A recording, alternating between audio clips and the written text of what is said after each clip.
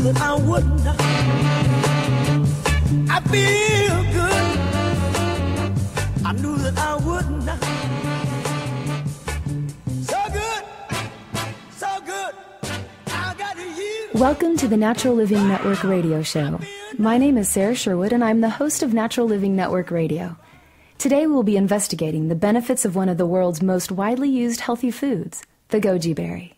We will take a very deep look into many health problems that millions of Americans live with, such as fatigue, circulatory problems, poor moods, poor mental function, failing eye health, and even decreased libido or sexual drive. We will find out if a tiny little red berry named goji, that grows wild throughout most of Asia and especially around Tibet and the Himalayan mountains, has the ability to bring positive nutritional support to many of our modern-day health and nutritional concerns. We will learn how our bodies become nutritionally deficient, toxic, and even how a weak glandular system can affect our moods. If you have health problems, take vitamins or nutritional supplements and see no results, or if you're an athlete or if you just want to lose those extra pounds, then you don't want to miss our show today. I'm very excited about our expert guest today. We've had him on our show in the past, and he is the most knowledgeable nutritional expert that I have ever met. His name is Dr. Lindsay Duncan, and he's a naturopathic doctor, a certified nutritionist, and has accumulated over 40,000 hours of real-life clinical work, where he basically taught, coached, and helped people to get well by using nature, nutrition, supplementation, diet, and lifestyle changes.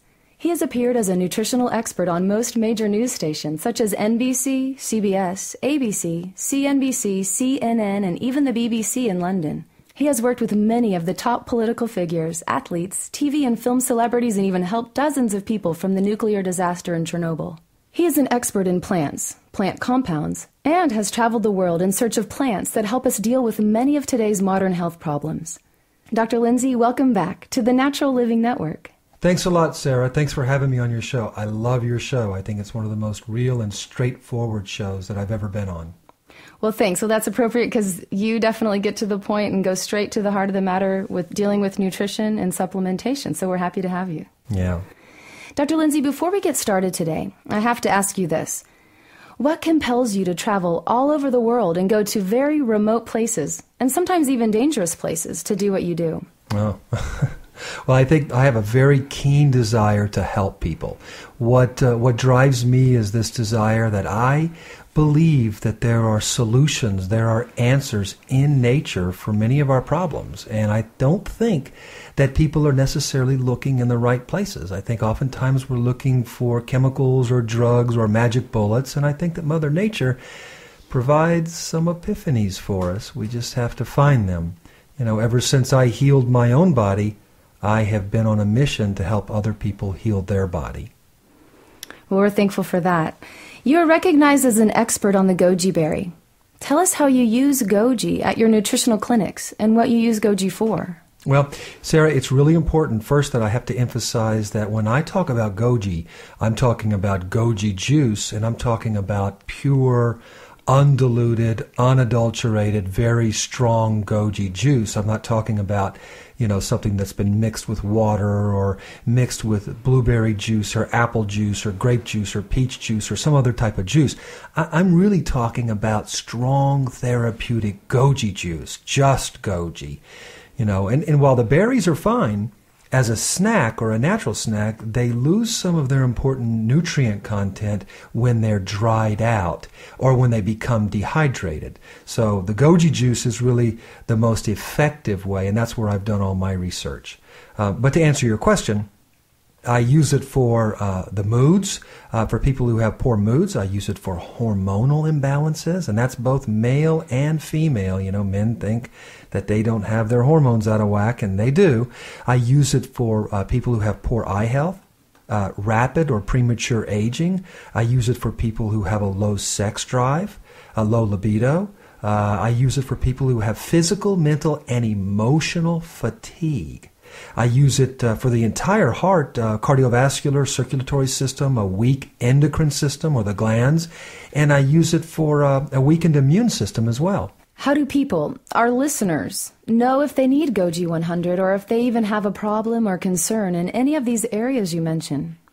Well, people know when they have symptoms and they experience every single day of their life physical fatigue or mental fatigue or emotional fatigue, which is basically a sour, poor moods or depression, you know if you have these things. And you know if you have fluctuating hormones. I mean, especially women who are going through PMS or menopausal problems, or a man who has a low sex drive or a low ability to perform in bed. Whew, you think he doesn't know? He knows. People who have poor eye health and have to keep getting their glasses and their contact lenses, stronger prescriptions for that.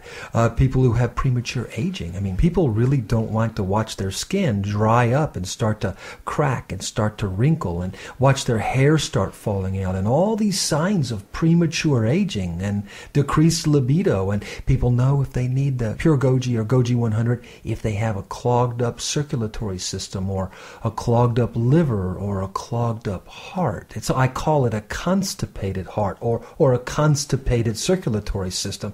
Let me tell you, you know. And Sarah, all these things, they rob us of our quality and our enjoyment in life. They're things that we shouldn't have to live with, that most people do live with, and they become the status quo. And it's really sad. The average person over the age of 30 or 35 has become used to living and accepting a whole host of health problems that are simply not normal and not acceptable. People are literally walking wounded. And it's time that we step up. It's time that we do something about it. It's time that we make the positive changes and take the appropriate steps to earn back our health. Wow, definitely. I think that you got everybody's attention there. And Dr. Lindsay, what is the cause of all of these health problems that millions of Americans live with every day? You couldn't have asked a better question. I think the cause is, there's a list. I mean, do you have a week? Yeah. Really. I can summarize it down into a couple of key points. Toxins. Mm-hmm. Our bodies become bombarded with pollution. The air that we breathe is toxic. The water that we drink is toxic. The food with the herbicides and the pesticides and the fungicides and the larvicides and all the chemicals and all the preservatives and all the junk that is known to cause disease and cancer is polluting our body and our intestinal tract. Poor digestion and poor bowel health, poor elimination, is one of the quickest ways to make the body toxic. You don't digest properly. Makes sense. Yeah, you don't eliminate, and you can bet one thing. If it doesn't come out of the body, it's going to be reabsorbed back into the bloodstream, and the bloodstream is going to carry those toxins to the weak organs, the weak cells, the weak tissues, and sooner or later, that part of the body is going to break. Now, that's just one area. A second area that causes our bodies to break down or causes all this plethora of symptoms that I just talked about is nutritional deficiencies. And what causes nutritional deficiencies? A poor diet. And what causes a poor diet? The fast food revelation that we're into, and the fried foods, and the greasy foods, and the overprocessed foods, and the foods that have no life. Nothing. They've been nuked. They have no enzymes. They have no fiber. They're just loaded with grease and sugar and sweets and very little nutritional value, except maybe some fat and protein thrown in there for good measures. They're loaded with preservatives. Think about our average American day of eating. Think about it. We wake up in the morning and we're fatigued, so we have coffee and donuts. What's coffee and donuts?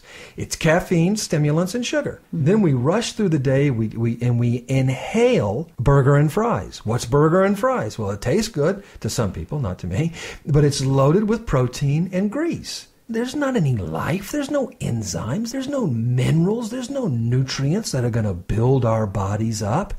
And then you look how we end the day. We end the day with some fish and vegetables.